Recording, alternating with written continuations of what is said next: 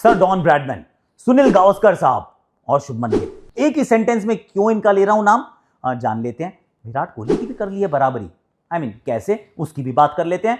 यशस्वी जायसवाल का run out था नहीं था, गलती किसकी थी, उसकी भी कर लेते हैं बात। और रविंद्र जाडेजा 3 विकेट चटका चुके हैं, डिक्लेरेशन हो चुकी है।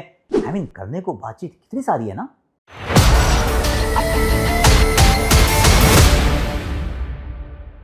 हैशटैग आकाशवाणी में आप सभी का हाथ जोड़ के स्वागत है। कैसे हो आप लोग? और एक सेकंड रुको, पहले सब्सक्राइब करो, लाइक करो, क्योंकि ना सब्सक्रिप्शन ऊपर नहीं जा रहा है एंड दैट हर्ट्स मी। मैं सीरियसली बोल रहा हूँ, अगर देखने का मन है आपका आकाशवाणी तो यार कब शुरू किया था हमने, 50 लाख एंड 5 मिलियन हो गया था, 51 नहीं हो रहे, 51 रुपए का शगन तो कोई भी डाल देता है। फट से सब्सक्राइब करो अगर ये चाहिए आपको तो, प्लीज कर दो। अच्छा, हम मैच की बात कर रहे थे। मैच के अंदर हम आगे जरूर हैं, पर कितनी आगे हैं उसकी चर्चा करना जरूरी है कि डिक्लेरेशन माइंडसेट क्या है उसके बारे में बात करेंगे। शुभमन गिल के उस 100 के साथ उन भारतीय टीम के माइंडसेट के बारे में, विकेटें जो गिरी हैं वेस्ट इंडीज की। अब टू बी फेयर, सबसे बेहतरीन बैटिंग प्रदर्शन रहा है इस श्रृंखला का अब तक, लेकिन एक भी सेशन तो ऐसा नहीं है जो जीती है West Indies. But let's start with Shubman Gill, the batter, the captain. सबसे पहले शुभमन की बात करते हैं यार। शुभमन गिल ने बराबरी कर ली है भैया सर डॉन ब्रैडमैन की और सुनील गावस्कर साहब की, और कीर्तिमान जो इन्होंने स्थापित किया है वो है कि पहले 7 test matches as a captain ही scored 5 centuries. Now let that sink in. 5 शतक in 7 games man. Of course उनके आगे भी एक है, वो एलिस्टर कुक, वो 7 मैच में 6 शतक बना के बैठे हैं। But then we are talking about sir Alastair Cook, right? This is incredible. जिस प्रकार से खेले हैं, जिस तरीके से कीर्तिमान एक के बाद एक स्थापित कर रहे हैं, we are definitely now formally officially in that Gill era of Indian cricket. और कई चीजें एक्चुअली इसमें देखने योग्य। एक तो उन्होंने विराट कोहली की भी बराबरी की है कि एक साल में 5 शतक वो कर दिए हैं with another couple of test matches to go, तो हो सकता है उनसे भी आगे चले जाएं। विराट ने 2 बार ऐसा काम किया था, पर ये तो 6-7 तक भी पहुंच सकते हैं। He will also score 1000 test run, ये भी एक बात होगी जो एक कैलेंडर ईयर में बना देंगे। जो मैं समझने की कोशिश कर रहा हूँ, 2-3 एक्चुअली बड़े बड़े थ्रेड थे। एक तो ये कि खेलने का अंदाज जो है वो थोड़ा सा अलग नजर आया, कि ये पिच देखी, इसमें देखा कि बैकफुट से उतने रन अवेलेबल नहीं है, तो फ्रंट फुट पे आना है, उस पर कदमों का इस्तेमाल भी करना है, कभी चहलकदमी, कभी स्टेप आउट, और थोड़ा सा वो डोमिनेटिंग अंदाज में खेलना, अपने शतक तक पहुंचना, और शतक के बाद तो एकदम से एक्सेलरेट करना, पर उसके बाद डिक्लेयर करना। And now I am trying to think कि यार टेम्पलेट क्या है। कोई भी चीज़ नई शुरू होती है ना, तो यू स्टार्ट थिंकिंग कि यार ये बंदा क्या करना चाहते हैं, नया कप्तान है, नई सोच के साथ है, पर वो सोच है क्या। ऐसा लगा था कि आप अहमदाबाद में भी और बैटिंग कर सकते थे, सबको बैटिंग कराने दे सकते थे, वो आपने नहीं करवाई। वैसे मैं ये दिखाता हूँ, ये क्या था, मैं छुपा रहा था, ये ना मैं कान में लगाता हूँ, ये मेरा ईयर पीस है, ये अच्छा नहीं लगता वैसे, तो इसलिए मैं छुपा रहा हूँ, सॉरी। पर ये कॉमेंट्री के काम आता है। तो एक तो सोच समझने का प्रयास कर, तो जैसे विराट कोहली ने कप्तानी ली थी तो फिर 5 गेंदबाज खिलाएगा, आक्रामक, जिसमें 3-3 फास्ट बॉलर्स होंगे, that is how he wanted to play.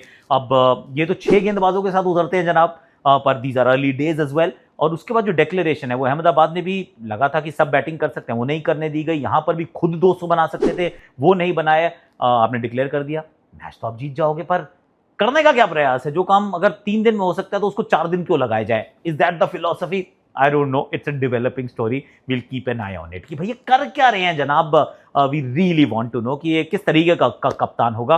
पर कप्तान ही is walking the talk, he is leading from the front and by example, क्योंकि इतने सारे रन्स बना रहे हो तो you have the entire dressing rooms respect.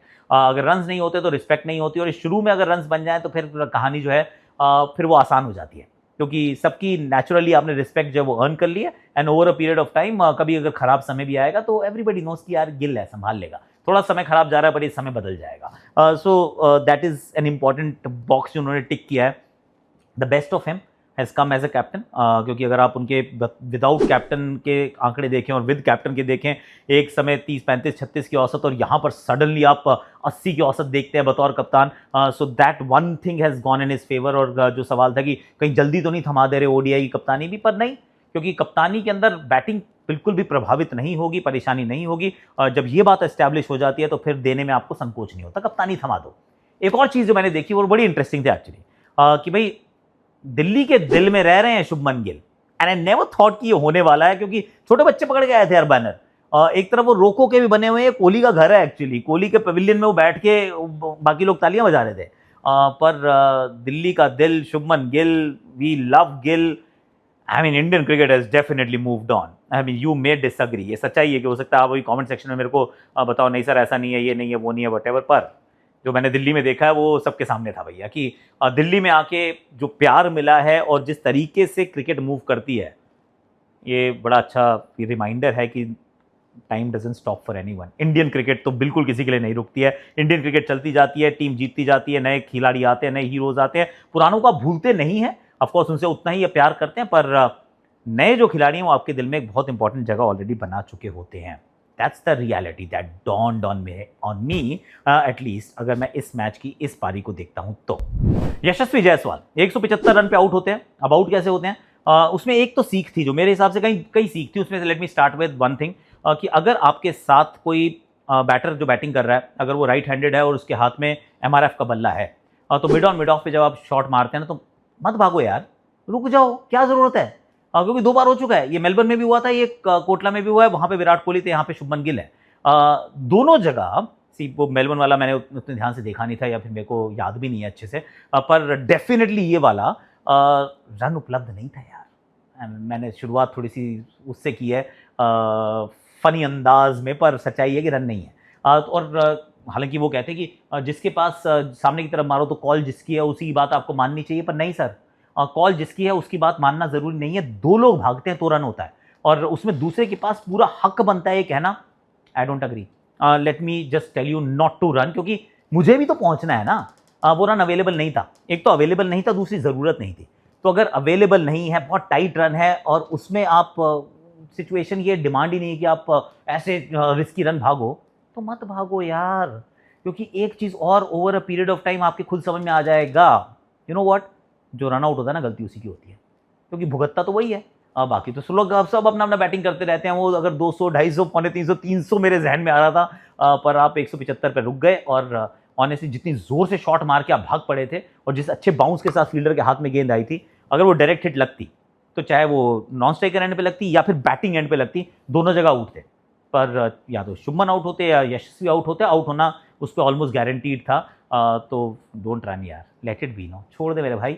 और एक और चीज़ मैंने देखी, वो सोशल मीडिया के शेनानिगंस जो हैं वो ऑलरेडी वो भी मूव ऑन कर गए। हर बंदा मूव ऑन कर रहा है, जैसे man don't move on, I mean और they move on that easily, I don't know whatever they say, बताना मुझे कमेंट सेक्शन में। पर लोगों ने मूव ऑन करके ये कहना शुरू कर दिया है कि शुभमन ना यशस्वी से जलता है। मैंने कहा भाई ये कहाँ से आया, कह रहे देखो उसे दूसरे का सिंगल तो भाग लिया, इसका नहीं भागा। आई मीन सीरियसली यार, सोशल मीडिया वालों तुम्हारे पास कोई काम धाम नहीं है। पहले रोहित कोहली के फैन आपस में लड़ते थे, अब यशस्वी शुभमन के फैन आपस में लड़ेंगे, ऑलरेडी स्टार्ट कर दिया तुम लोगों ने। I don't agree with it, I don't think there was a run and I don't think कि जो शुभमन ने किया वो गलत किया। और उसमें गलती जो थी, चाहे खुद की कॉल ही क्यों ना हो, गलती जो थी वो यशस्वी की थी। That's what I feel. आपको क्या लग रहा है आप बता सकते हैं। हालांकि एक बात और है, बाय द वे आउट ही नहीं थे, नाउ दैट्स अनदर स्टोरी।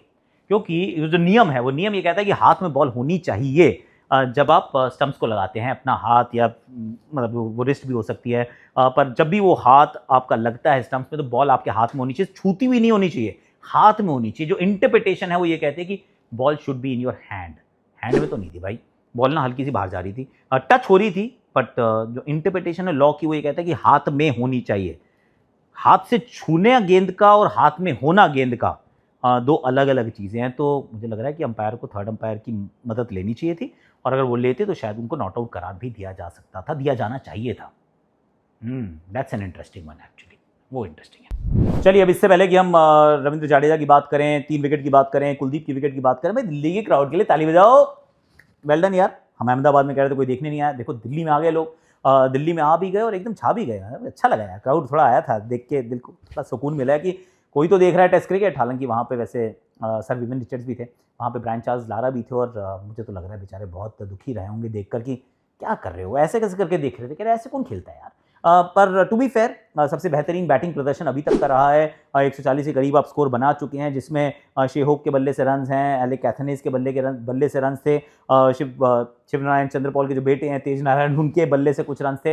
पर फिर भी जो स्किल के लेवल में जो कमी है वो तो साफ नज़र आती है, एक्सपीरियंस कम है वो भी साफ नज़र आता है। जाडेजा की कहानी बहुत बेहतरीन ये है कि एक जगह पे लगातार गेंद डालते हैं और विकेट चटकाते हैं। पहली विकेट तो ज़रूर साई सुदर्शन के नाम होनी चाहिए, क्योंकि वैसा कैच तो पकड़ा नहीं जाता, वो फंस जाता है। बॉल ने पकड़ लिया साई को, बल्लेबाज out, that's how it actually happened, which is good. We can take it. पर उसके बाद जिस तरीके से आउट किया उन्होंने चंद्रपॉल को, फिर एक और विकेट उन्होंने चटकाई, रोस्टन चेस को कॉटन बोल्ड किया, एक कैच उन्होंने खुद पकड़ा जो एलेक एथनेज आउट हुए कुलदीप यादव की गेंद पर।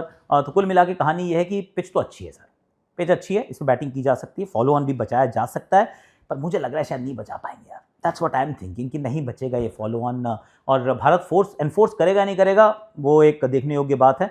पर अभी तक फास्ट बॉलर्स का कोई बहुत बड़ा योगदान नहीं है, काली मिट्टी की पिच पे ऐसा अमूमन होता है, रिवर्स स्विंग देखने को नहीं मिली है, which is a little bit of a sad story.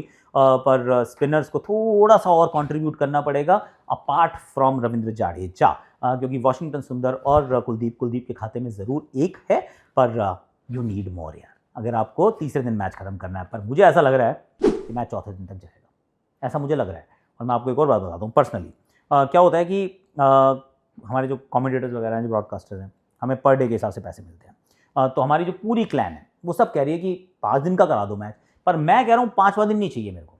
क्यों? क्योंकि 5वें दिन मेरी वाइफ का बर्थडे है, तो अक्षी का बर्थडे है, तो फिर घपला हो जाएगा यार। तो मैं नहीं चाहता हूँ, करवा चौथ के दिन भी पहले हम काम कर रहे थे, फिर शाम को जाओ, फिर बर्थडे के दिन भी अगर काम करना पड़ा ना तो it will be a problem. तो मैं ये कह रहा हूँ कि चौथे दिन ही समाप्त कर दो। और मैं गौतम को बोल के भी आया था, देखो आपका ही बर्थडे है ना, उसका बर्थडे भी 14 को ही होता है। तो मैंने कहा देख तेरा ही बर्थडे घर पे सेलिब्रेट कर आराम से, और मुझे भी करने दे। तो मैं इस उम्मीद के साथ साइन ऑफ कर रहा हूँ अभी कि we will have only 4 days of play, खत्म हो जाएगा। और अच्छा हाँ sorry, last before I forget, membership यार कर लो ज्वाइन, अगर नहीं किया तो कर लो ज्वाइन, क्योंकि एक अभी हमने वीडियो बना के रखे हैं कि एक तो बाबा बांगर के साथ उनका बर्थडे था आज, और दूसरा वो जो जर्सीज के ऊपर जो लोगोज रहते हैं, जब अब अपोलो आ गया तो वो लोग काम पहले Apollo, Byju's, dream 11 and all of that, इनका इतिहास क्या है इसके ऊपर भी हमने बनाया। और वेस्ट इंडीज़ का इतना बुरा हाल क्या है उस पर भी हमने बनाया। ऑल दोज वीडियोज करके ड्रॉप करने वाले हम। तो please do become a member if you are not already. आज के लिए thank you so much for watching.